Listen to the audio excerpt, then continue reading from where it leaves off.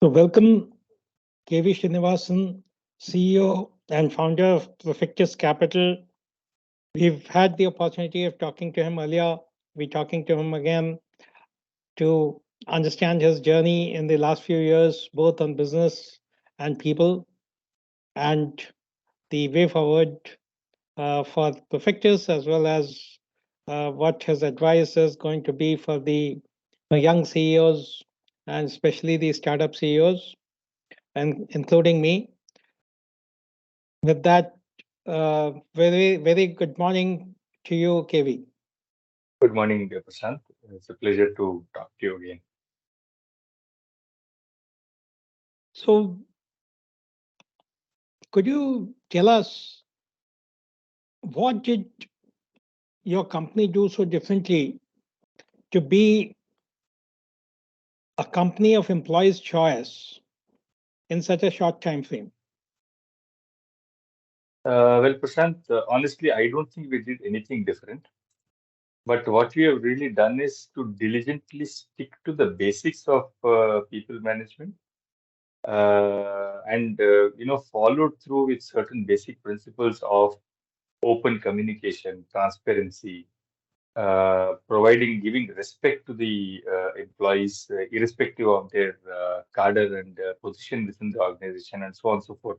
So I think these are some fundamental human elements that we have brought across, which we have kind of tried to practice. The second one is basically to share the goals of the organization in a very transparent manner. That what do we really stand for? What do we really want to achieve? Uh, and usually, this is where most of the problem arises in the corporate sector, where the senior management wants to do something, but since it is not effectively communicated down the line, the people in the field do their own things. So I think that is something that we have tried to guard against.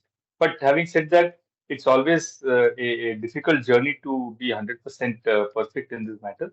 So even a 70%, 80% kind of a hit rate on the effective communication of the corporate objectives and what we want to do, what we don't want to do, is very effective. Thank you very much. This is really nice, really nice.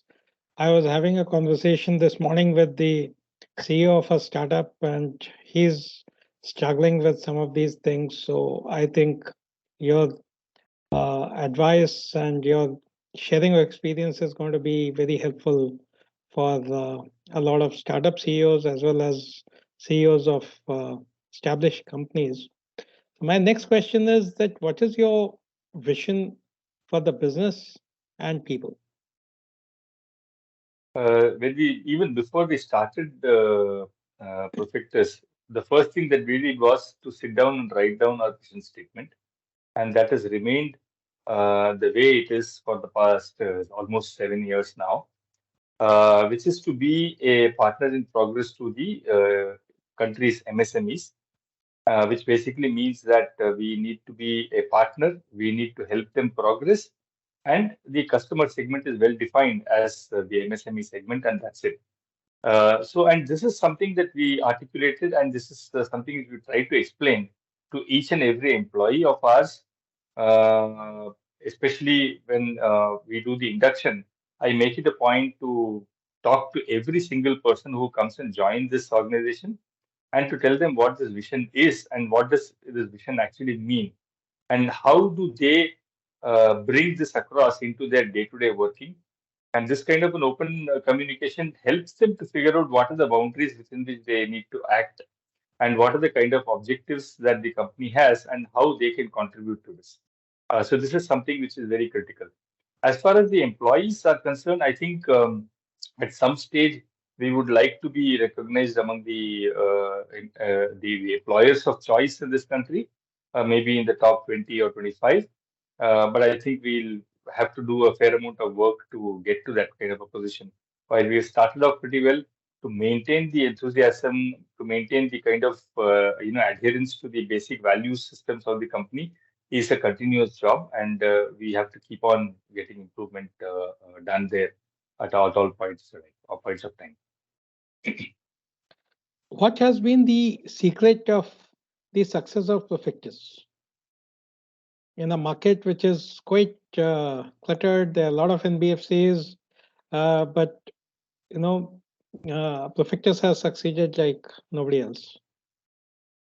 I think Prashant, frankly, ever since we started the world, India, and very importantly, the NBFC sector has been going through a huge number of headwinds, starting from the IL&FS meltdown to various other NBFCs having a problem, to COVID and so on and so forth. So we've not had a single stable year or a positive year since we started 5.5 years ago.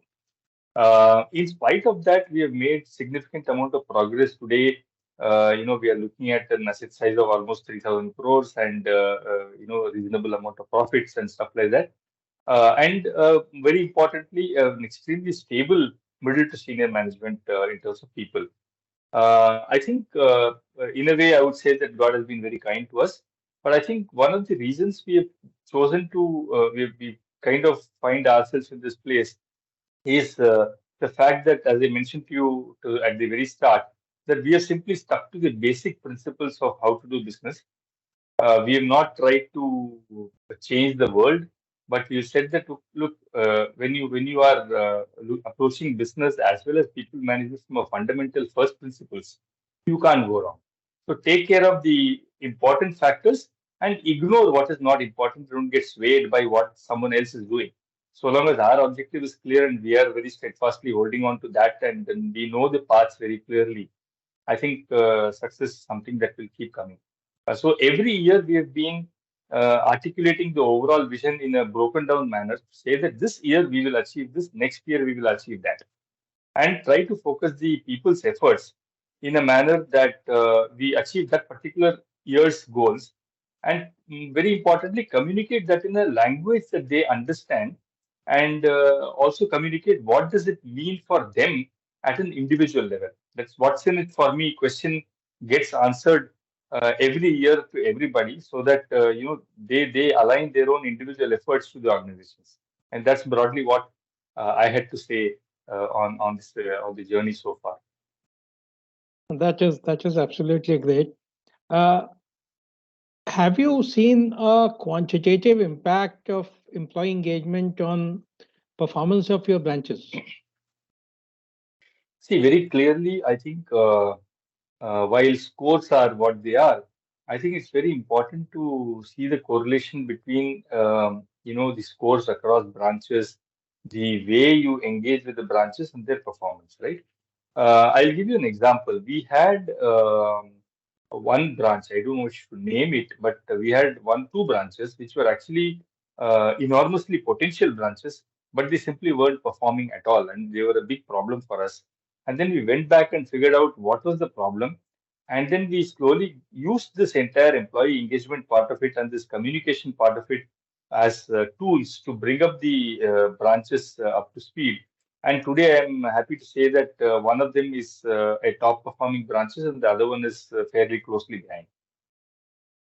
So I think That it's is a lot to do nice. with communication and to make sure that you are able to create a set of shared goals that the employees and the organization have in the same manner. Right? That is so nice. That is so nice.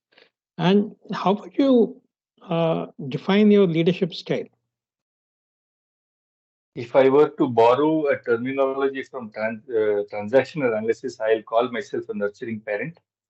The intention is, look, and very important factor that we do is that we encourage mistakes, honest mistakes, and we don't encourage repetition of mistakes. So those are the two things that we have laid for ourselves. So which also means that people should not have fear of failure in their minds. If they have fear of failure, they will either become too adherent or they will find shortcuts to make sure that you satisfy the senior management. So any failure is looked at it as a learning, but of course, repetition of failures, as I said, are not tolerated.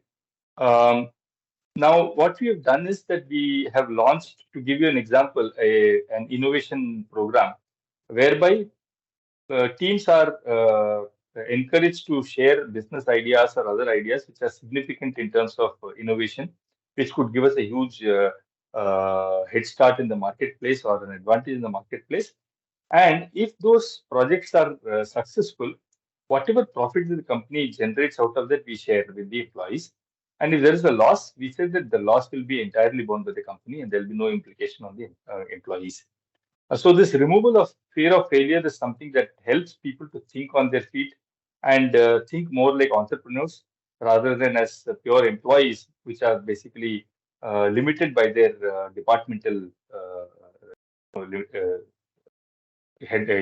sidelines. That's something that we have tried to remove. Uh, so I think that's something that really helped a lot in moving forward. What do you consider your biggest achievements? I think it's yet to come, to be very honest with you. But frankly speaking, uh, I am someone who's driven by small achievements, but a series of them, rather than looking at one big thing and then missing all the small things. So, and I remember an old Hindi movie called Bawarchi, where, at the end of the movie, the hero says that, we all look for some big pleasures and then we ignore all the small things that really make our life beautiful. I think that also applies to management and to any corporate journey. We should celebrate all the small successes, and bunch of small successes actually becomes big. I would believe in that rather than trying to chase a wild, impossible, huge dream. That is so important and so effectively implemented at Profectus that it's really something to learn from.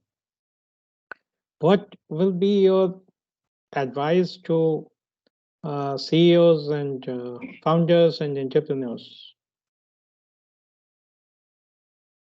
Okay, one of the things that I see when as I said, almost all our customers are MSMEs, and these are typically people who started business on their own and so on and so forth. So they're all entrepreneurs in some fashion or the other. One of the things that cause failures in MSMEs is that the founder is too enamored of his or her idea and just pursues that without doing a reality check. And this is something that I would certainly advise people to avoid. And use your own employees who have a lot of practical knowledge and a very ground level knowledge to test check whether your particular idea is good, implementable or not. And they will never voice out their opinion in a truthful manner unless you give them the comfort that, look, there will be no reprisals if you were to criticize me. And, you treat them as partners. So more and more partnerships that we develop within the employees and the ecosystem, and open your ears to listening and keep your mouth shut. I think that helps a lot in converting a fledgling entity into a sustainable entity. So listen, do not be afraid of changing your own track if that were to be proven different. And at the same time, be practical about what you're really building. No, that's so nice. That's so nice. It's simple, but yeah, a lot of us miss on it. And if we just adhere to it, things could be so different. What since now you have been one of our oldest clients and we've been working with you for 4 years now, uh, what do you think about V Matter and what will be your advice to us? Well, I don't know what I can do to advise you, but I think, to be very honest with you, I'm amazed at the kind of progress that you guys have made. Again, like everybody else, you were also very badly affected by the COVID and its impact. But having said that, the kind of innovative thinking that you have been able to bring across on people practices and stuff like that, and going beyond set models of employee engagement surveys and all of that, you've really grown beyond all of that by simply using your creativity to a fair extent. I think that's something that really, encourages me to use you as a sounding board in many cases.